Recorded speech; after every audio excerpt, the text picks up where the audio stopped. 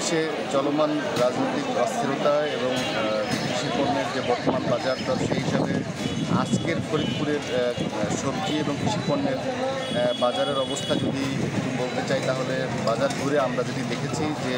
গত সপ্তাহে চলমান যে লকডাউন চলেছে অর্থাৎ যে কারফিউ এবং তার কারণে পণ্যবাহী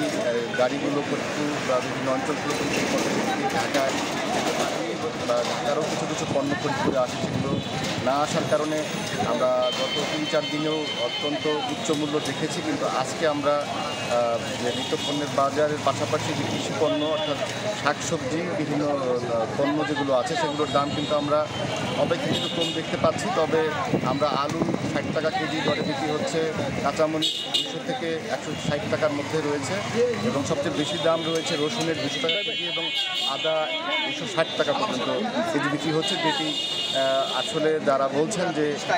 এই পণ্যগুলো ঠিকমতো বিভিন্ন জায়গা থেকে যোগান হচ্ছে না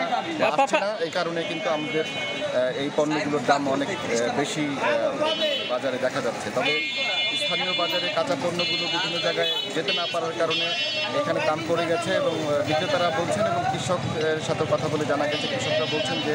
তারা এই পণ্যগুলো ঠিকমতো ঢাকাসহ বিভিন্ন মোকামে পাঠাতে না পারার কারণে কিছুটা সস্তায় আমরা দেখতে পেয়েছি যে বেশ কিছু সবজি যেমন আপনি উচ্ছে 80 টাকা বিক্রি হচ্ছে, পেঁপে 60 টাকা, কিন্তু আর অন্য সবজিগুলো কিন্তু আমরা দেখতে পেয়েছি যে 50 টাকার নিচে 40-30 টাকা দরে বিভিন্ন সবজি কিন্তু আমরা ফরিদপুর বাজারে বিক্রি করতে দেখেছি। তাতে দুই রকম প্রতিক্রিয়া আছে, যারা কৃষক তারা বিক্রি করতে পারেনি বিভিন্ন জেলায়,